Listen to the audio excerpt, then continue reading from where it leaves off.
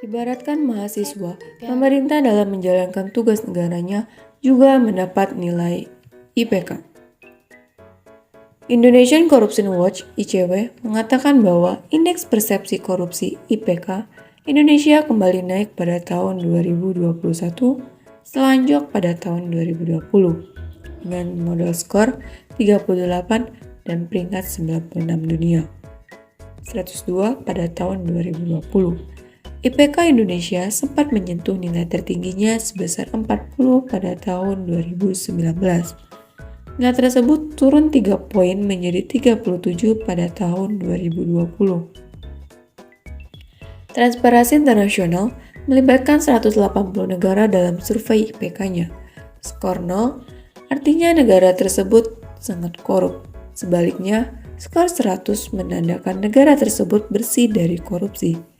Tahun ini, 2/3 negara masih memiliki skor di bawah 50, yang mengindikasikan negara-negara tersebut memiliki masalah korupsi serius.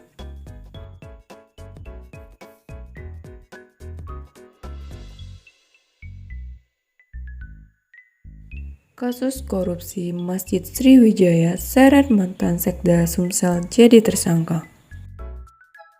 Kasus dugaan korupsi pengadaan alat darurat berupa paket bahan pangan atau sembako di Bandung Barat yang melibatkan AA Umbara, Bupati Bandung Barat.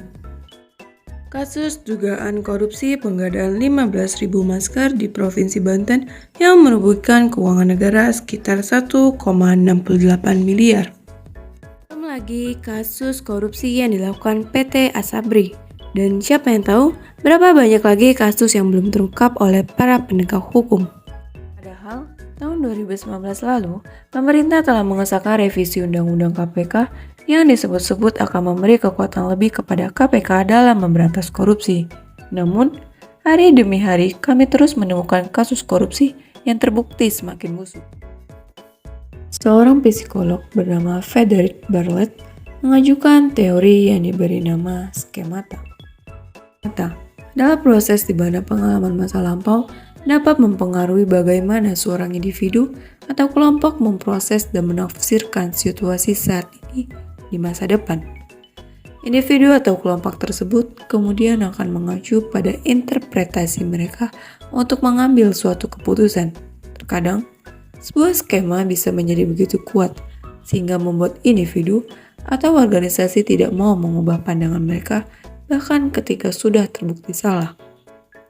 Dari sisi korupsi, skemata memandang korupsi sebagai proses sosial yang terbentuk dari akumulasi pengalaman masa lalu, yang membuat praktik tersebut semakin dianggap sesuatu yang normal.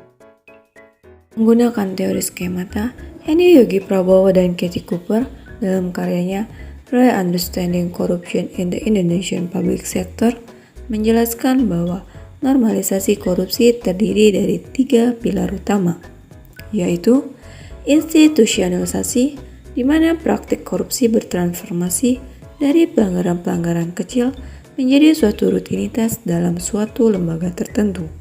Sosialisasi, di mana individu yang masuk dalam suatu organisasi dengan tradisi korupsi selanjutnya ditarik untuk mengambil bagian dalam suatu tindakan korupsi. Dan rasionalisasi, di mana individu atau lembaga tertentu semakin jauh membenarkan tindakan dari korupsi. Dari sini, kita harus memandang masalah korupsi bukan sebagai masalah perilaku individu yang menyimpang, melainkan sebagai suatu kultur sistem yang sudah tertanam dari pengalaman masa lalu. Jadi, sejak kapan korupsi mengakar di Indonesia? Pada sekitar 2 abad lalu, beberapa tahun sebelum perang berkesambuk di Tanah Jawa, ada peristiwa heboh di Keraton Jogja. Rupa-rupanya seorang pakti Yogyakarta yang berkuasa harus menerima tamparan dari selop seorang pangeran di Diponegoro dengan keras. Apa yang terjadi? Apakah ada kesalahan fatal yang telah dilakukannya? Saatnya kita kembali ke masa lalu, menjala sejarah yang jarang ada di buku pelajaran sekolah. Jadi kala itu koloni India Timur baru kembali ke kerajaan Belanda dari tangan kerajaan Inggris. Belanda mendatangkan arus uang yang sangat melimpah dari para penyewa tanah Eropa langsung ke Pulau Jawa, tapi bukan menjadi sumber kemakmuran rakyatnya, Sempati malah menyalahgunakannya untuk memperkaya diri. Sang Pati bahkan rela mengorbankan rakyatnya sendiri untuk ketamakannya. Sungguh sangat mengecewakan.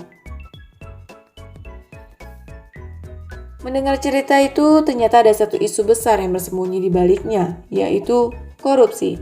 Ya, sebuah kata yang sangat terkenal. Saat kecil kita pasti sudah tahu dan sering dengar kata-kata ini, dan semua pasti tahu kalau suatu yang buruk akan mengikuti bagi siapa saja yang tergoda melakukannya.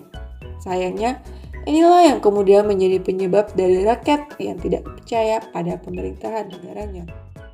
Mungkin jika pada saat itu sang Pati tidak tergiur oleh harta dengan merelakan tanah-tanah keraton untuk disewa oleh bangsa Eropa, tetap adil dalam mengurusi permasalahan hukum dan tidak memihak koloni Belanda dibanding rakyatnya, pergolakan karena ketidakpercayaan rakyat kepada pemerintahnya tidak akan terjadi. Dan mungkin juga Perang Jawa tidak berakhir dengan kekalahan Pangeran Diponegoro karena dihianati sang Pati. Mungkin saat ini sebagian besar dari kita ngeliat kasus korupsi itu kayak nonton infotainment, yang kita nggak bisa ngerasain dampaknya secara langsung, tapi duit sebanyak itu kalau dihitung-hitung bisa bantu membiayai puluhan ribu anak di sekolah dari SD sampai mereka lulus sarjana. Oke, jadi gimana cara ngatasi korupsi ini? Meskipun kita nggak bisa ngilangi korupsi dengan cara mengontrol populasi tikus di sebuah negara, tapi kalau ditanya gimana cara terbaik mengatasinya, kita bisa mencoba dari hal kecil. Misalnya dapat kita mulai dari diri kita sendiri, yaitu menanamkan sifat 3M. Mulai dari diri sendiri, mulai dari yang terdekat, dan mulai dari saat ini. Dan tanamkan pada diri kita sendiri untuk mengatakan tidak pada korupsi dan mengatakan ya pada integritas. Ini tuh langkah kecil yang bisa dilakukan kita orang Indonesia untuk bisa angkat senjata sama musuhnya tak terlihat ini, biar kita bisa bangun lebih banyak sekolah dan internet di pedesaan, nyelamatin orang yang terpaksa mati karena nggak bisa bayar perawatan, dan bisa bangun infrastruktur nggak cuma di Jakarta, tapi juga bisa sampai di Papua. Ya, jadi daripada main salah-salahan, mending kita ikutan debat aja, tapi buat debatin solusi perbaikan kasus korupsi di Indonesia. Lagian, kalau aja Indonesia berhasil bebas korupsi, mungkin semua orang di dunia jadi pengen berpondong-pondong pindah ke Indonesia. Hanya itu yang dapat saya sampaikan dan sampai jumpa.